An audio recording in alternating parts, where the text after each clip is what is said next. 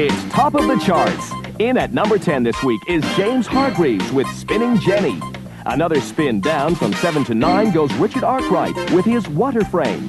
Still at number 8, Michael Faraday with his very attractive Electromagnetic Induction. Up from 19 to this week's number 7, Alexander Bell, ringing in our ears with his Telephone System. At number 6, two of the brightest lights, Thomas Edison and Joseph Swan with Incandescent Lamp. With a mighty leap to number 5 comes John Logie Baird and Television. Number 4, lifting off with the rocket, is George Stephenson. Up 8 places at number 3, a misty-eyed version by James Watt with Steam Power. A huge thrust forward puts Frank Whittle and his jet engine into 2nd place. While remaining at this week's number 1, Isambard Kingdom Brunel and his smash hit, Chains. A mighty lineup of names who've influenced our lives. And this week, our program features live inserts from many of the top names appearing at the British Engineerium at Hove in Sussex. So sit back, relax, and let the steam roll on. Those were some of the famous engineers whose work has affected our lives more than most of you imagine. But you've probably never heard of many of them. Few, if any, had publicists or managers to promote them, and not one of them ever won a golden disc. And yet their achievements and creations are as exciting today as they were in the past, in some cases over 200 years ago. That excitement is echoed by the permanent display that's on show at the British Engineerium in Hove, and at museums like it around the country, where working models of various kinds are pumping, pushing, or spinning their way merrily along year after year. When it comes to pop music charts, you could probably describe most of the artists in this week's top 10, though their influence is unlikely to make them memorable in 20 years' time. However, it's most likely you'll still be around and pleased that many great inventors had the inspiration to create new concepts to speed up production or to improve efficiency. Concepts that give you access to your favourite music at the touch of a button. A vast amount of creative engineering had to be undertaken so that you could slip your favourite group into your pocket. In fashion, it's the same. These fashions are here today, gone tomorrow. By the time you see this programme, they'll almost certainly be outdated, only to return again in a similar form in some 30 years. This ability to buy and discard clothes is because they're so plentiful. And that plenty was created by men like Edmund Cartwright, who in 1785 invented the power loom. We're 200 years on, but the basic technology he created is as valid today as it ever was. The world of electronics owes huge gratitude to men like Faraday, Marconi and Baird, who discovered the principles of the technology enabling amazing things to happen at the touch of a button. And though they'd be overjoyed at what we've achieved today, they'd be just as surprised at what their simple, original ideas led to.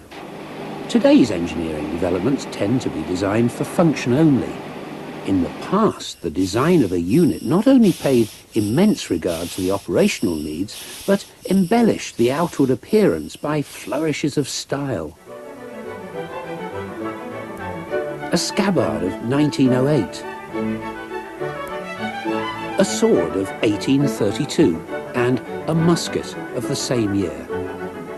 Even this little ornate product, an apple peeler of 1851.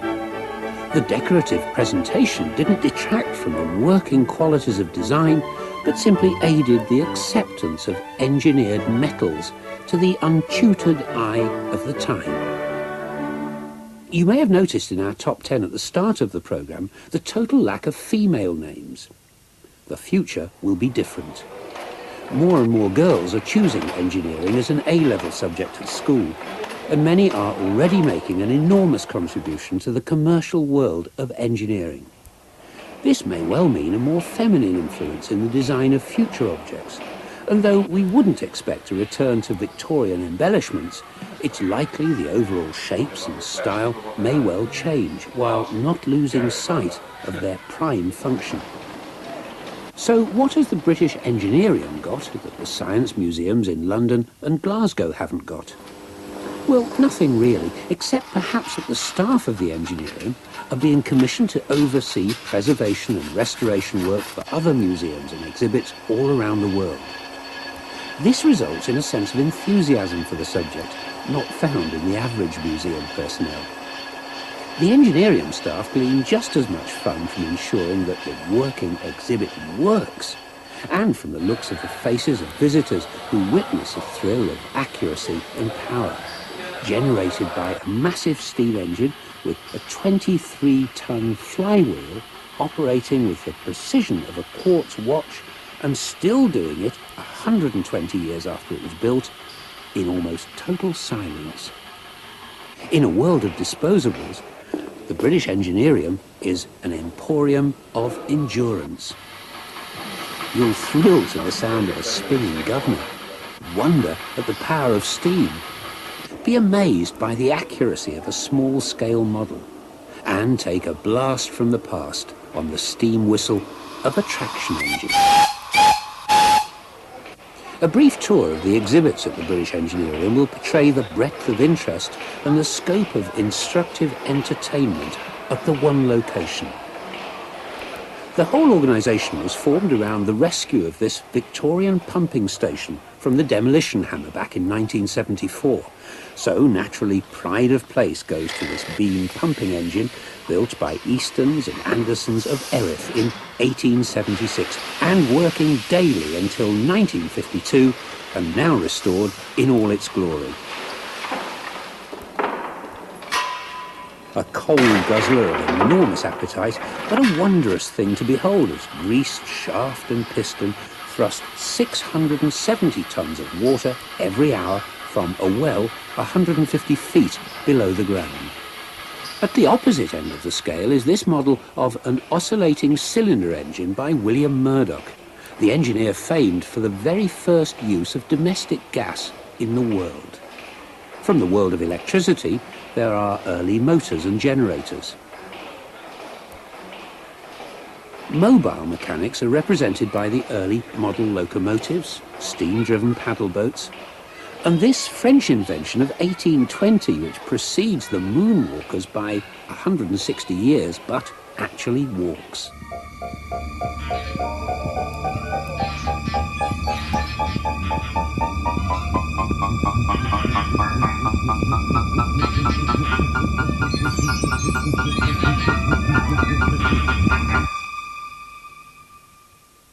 The early morning sight of a billowing smokestack and the smell of firing coals is a sure sign of the start of an outside public event, yet another aspect of the Engineerium's activities. Onlookers never fail to be enthralled by a passing traction engine trundling its way to a steam fair or rally. Regular tours and educational courses are organised at the Engineerium, where technology is number one. Specific subjects can be covered for groups of students, or extracurricular events arranged for weekends and evenings.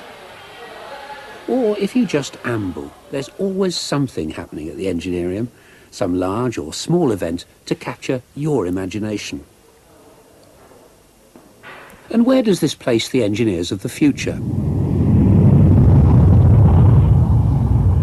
Well, in space or computing, there's a constant need for quality of understanding blended with quality of life.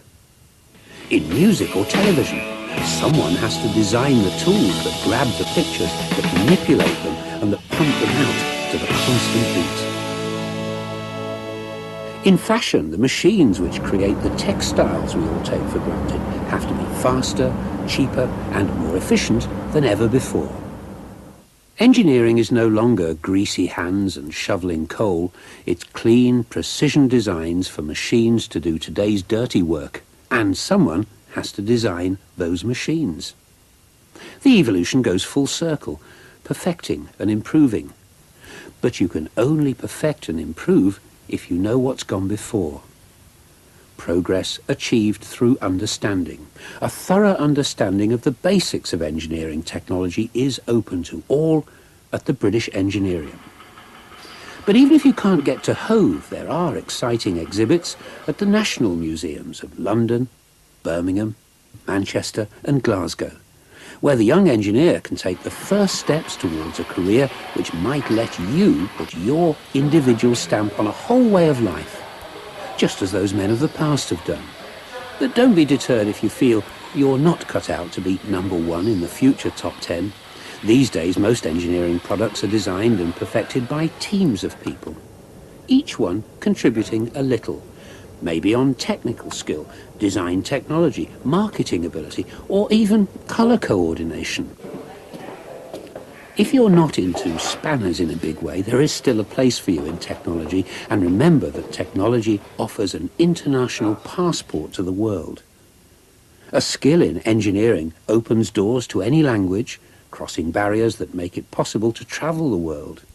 Let's just take a few moments to indulge in some engineering enjoyment as we watch and listen to music and motion.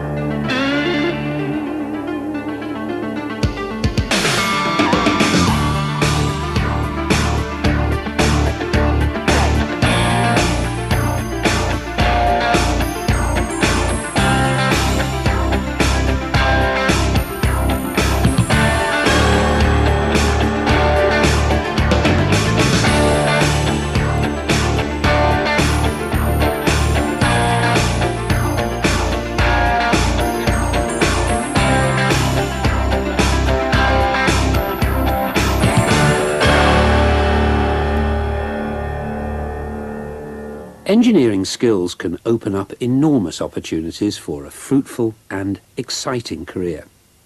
Some of these young folk may well be the design and consultant engineers of tomorrow's demanding world of technology, perhaps adding their names to a roll of honour of the 21st century.